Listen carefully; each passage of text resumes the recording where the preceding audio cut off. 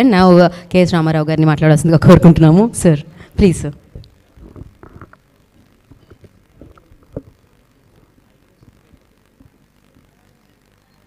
Keep smiling Ganapati Reddy గారికి, energetic అశ్విన్కి, Krishna గారు వాళ్ళు చేసిన ఈ టీజర్ మీరు అందరూ చూసుంటారు. ఆ ఎనర్జీ మీకు కనపడి ఉంటుంది. చాలా డైనమిక్గా ఫెంటాస్టిక్గా ట్రైలర్ ఉంది, టీజర్. ఐ థింక్ సినిమా అంతా కూడా ఓవరాల్గా వాళ్ళు చేసిన క్రిస్పీ టీజర్ చూసిన తర్వాత ఓవరాల్ సినిమాను కూడా ఇమాజిన్ చేసుకోవచ్చు. అంత ఫెంటాస్టిక్గా తీసినట్లుగా అనిపించింది. దానికి ముందు వాళ్ళ సెంటిమెంట్స్, హీరో అశ్విన్ ఓంకార్ గారి సెంటిమెంటల్ సీన్స్ ఉన్నాయి. దాంట్లో బహుశా స్టోరీలో సెంటిమెంటల్ సీన్స్ కూడా ఉన్నాయేమో అనిపించింది. ఎమోషనల్ సీన్స్ కూడా ఉండొచ్చు. ఏదైనా ఇంత ఎనర్జెటిక్గా తీసిన ప్రొడ్యూసర్ కీప్ స్మైలింగ్ ఆయనకు ఎందుకు పెట్టుకున్నారు కానీ ఇప్పుడు నవ్వుతూ ఉంటారు. ఎంత ఖర్చు అయినా ఎంత సినిమా అవుతూ ఉంటారు. కీప్ స్మైలింగ్ గణపతి రెడ్డి గారికి నేను ముందుగా శుభాకాంక్షలు చెప్తూ, ఈ సినిమాను ప్రమోట్ చేయటం, ప్రజల్లోకి తీసుకెళ్ళటం అది చాలా ముఖ్యమైన విషయం. ఆ సందర్భంగానే బహుశా ఈరోజు ఈ ఈవెంట్ ఏర్పాటు చేయటం జరిగి ఉంటుంది. అయితే ఇది చాలదు. రిలీజ్ అయిన తర్వాత కూడా నిజం చెప్పండి, అబద్ధం చెప్పండి, మొత్తం మీద జనాన్ని తీసుకురండి. ఎలా తీసుకొస్తారో తెలియదు. ఎందుకంటే సినిమా బాగుందని నాకు అనిపిస్తుంది. అది ప్రజలకు కూడా తెలియాలంటే మీరు దాన్ని ముందుకు తీసుకెళ్ళాలి. దానికి ముఖ్యంగా సహకరించాల్సింది ఈ మధ్య పర్సంటేజ్ సిస్టమ్కి ఒక ప్రణాళిక ఏర్పాటు చేసిన సునీల్ నారాయణ గారు, దిల్ రాజు గారు, సురేష్ బాబు గారు, వీలైతే మైత్రి కూడా దాంట్లో కలిస్తే బాగుంటుంది. పర్సంటేజ్ సిస్టమ్ మంచిదే, పర్సంటేజ్ సిస్టంలో పెట్టడం బాగుంటుంది. తప్పనిసరిగా ఆ సిస్టమ్ ఉంటేనే ఇండస్ట్రీ బాగుంటుంది, థియేటర్స్ బాగుంటాయి. థియేటర్స్ బాగుంటేనే ప్రొడక్షన్ బాగుంటుంది, డిస్ట్రిబ్యూటర్స్ ఉంటారు. అనేక లక్షల మంది బాగుండటానికి మెయిన్ రీజన్ థియేటర్స్లో పర్సంటేజ్ చేసి సినిమాలను బతికించడం.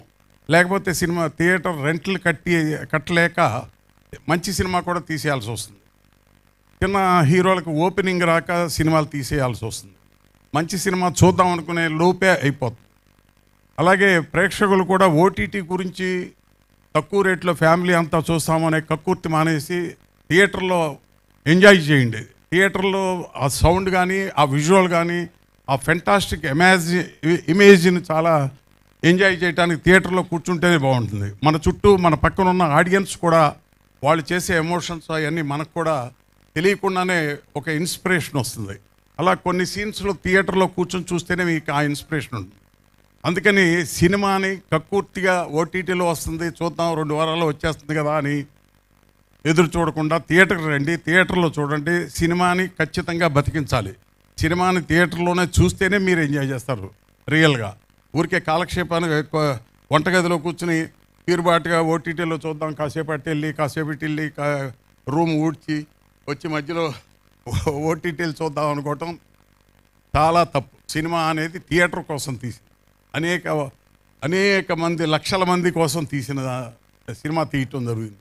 మన పూర్వీకుల దగ్గర నుంచి ఇప్పటిదాకా థియేటర్ కోసం థియేటర్లోనే ఆడిన సినిమాలు, రికార్డు బ్రేకులు చేసిన సినిమాలు వచ్చినాయి. అలాంటి రికార్డు బ్రేకులు ఇప్పుడు రాట్లా, డబ్బులు రికార్డు బ్రేకులు కనపడుతున్నాయి. అది కూడా ఈ మధ్య అబద్ధాలు కనపడుతున్నాయి. అందుచేత ప్రేక్షకులు ఖచ్చితంగా సినిమాలు బతికించండి, సినిమాలు థియేటర్లోకి వచ్చే చూడండి. ఈ సినిమాని మీరు ఎంత బాగా డిస్ట్రిబ్యూటర్స్ ద్వారా ఎంత బాగా రిలీజ్ చేస్తారో తెలియదు కానీ ఖచ్చితంగా ఈ మధ్య వీళ్ళందరూ ఒక సిండికేట్గా ఏర్పడటం మంచి విషయం అనుకుంటున్నా. డెఫినెట్గా మంచి జరుగుతుంది అనుకుంటున్నా. ఇవన్నిటినీ బాగా కోఆర్డినేట్ చేసి మా ఛాంబరు, ప్రొడ్యూసర్స్ కౌన్సిల్ ప్రముఖులందరూ కలిసి కూర్చుని ఇంకా బాగా చిన్న సినిమాని ఎలా బతికించాలి. ఐ థింక్ ఇది చిన్న సినిమా లాగా నాకు అనిపిస్తుంది, బిగ్గెస్ట్ సినిమా లాగా అనిపించింది. 500-600 కోట్లు అని చెప్తున్న సినిమా లాగానే ఉంది ఈ సినిమా కూడా హానెస్ట్గా. దాంట్లో లేదు, సినిమా మీరు చూస్తేనే సినిమా, మీరు బాగా చూస్తే అది పెద్ద సినిమా. అందుకని మీరు ఖచ్చితంగా ఈ సినిమా ఒక్కటినే నేను చూడమంటలా. ఇలాంటి సినిమాలు ఎంత ఉత్సాహవంతులు, ఎంత ఎనర్జీ అనేకం రావాలి, వస్తాయి. మీరు చూస్తారు, చూడండి, సినిమాని బతికించండి. Thank you. Thank you sir, thank you so much. And KS Ramarao గారికి మరొకసారి కృతజ్ఞతలు తెలియజేసుకుంటున్నాము. అండ్